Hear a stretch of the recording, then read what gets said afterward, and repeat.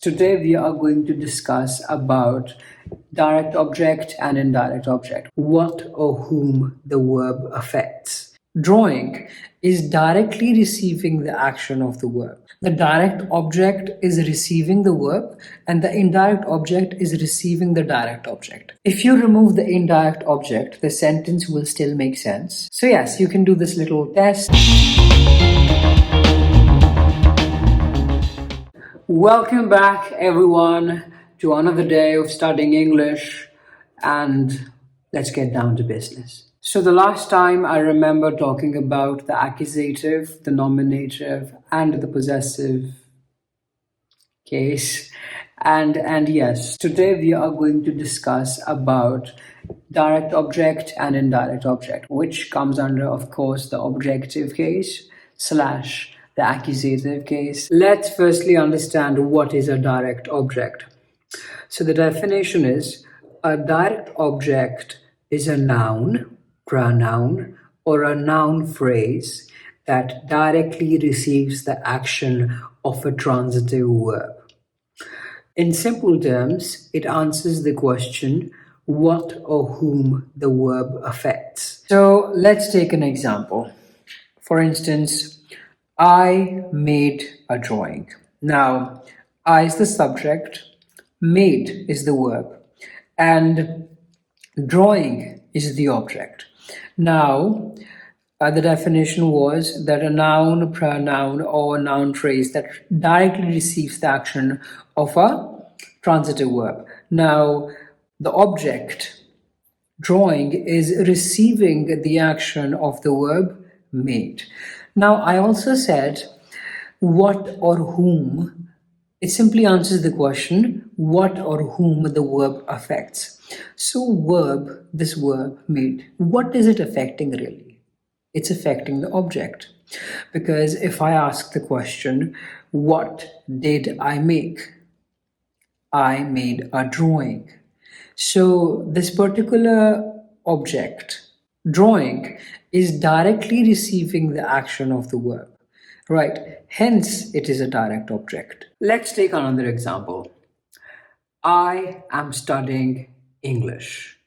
So, in this particular sentence, I, again, the subject, am studying the verb, right? English is the object. Because let's ask this question, what am I studying? English. English is the direct object. Let's take one last example. And the sentence is, Harsh will meet Khushi. Now, in this particular sentence, Harsh is the subject, will meet is the verb. Then we have the object that is receiving the action of the verb. That is, the object is Khushi. Now, what is the correct question to ask? The correct question is, whom will Harsh meet? And the answer is, Harsh will meet Khushi.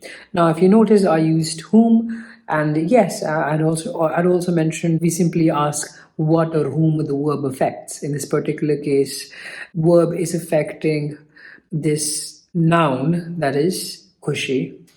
Now, whom is slowly disappearing from everyday use, and who is becoming more common. Now, what is an indirect object? An indirect object is a noun, pronoun, or noun phrase that indirectly receives the action of a transitive verb. Let's look at this example that I took earlier. I made a painting, right? Now, as I said, कि जो direct object है वो verb के action को receive करता है, तो painting is receiving the action, right? And let's change this sentence and से I made my girlfriend a painting. So in this particular case, girlfriend is a noun that is indirectly receiving the action, because I made a painting, the painting is the direct object.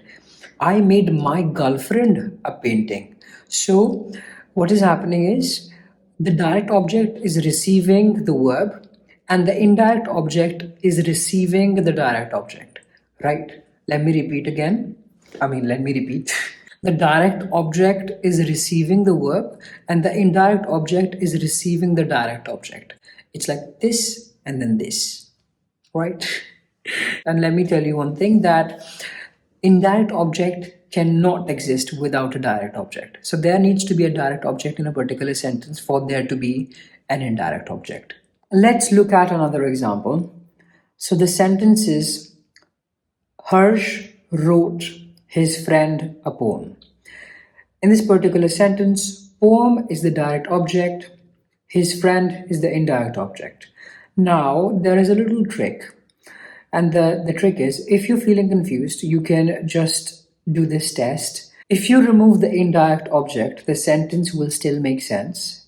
But if you remove the direct object, the sentence will not make sense. For example, I wrote a poem. The sentence still makes sense. I removed the indirect object.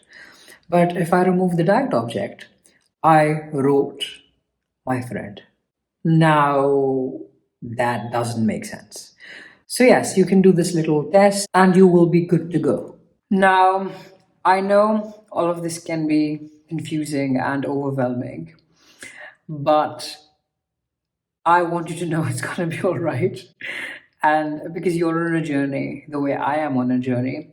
And don't you worry, the next week we're just gonna do exercises because I think it's important and I think it's just important to practice. And that brings me to my next point, that you need to really practice. It's all about practice, it's all about doing it again and again.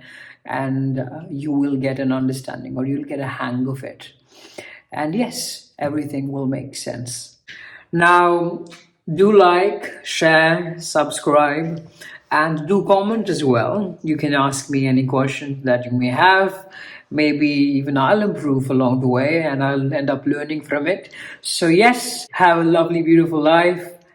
Bye. I study every day and then make these videos because I just love to do it. I love to study English and then record.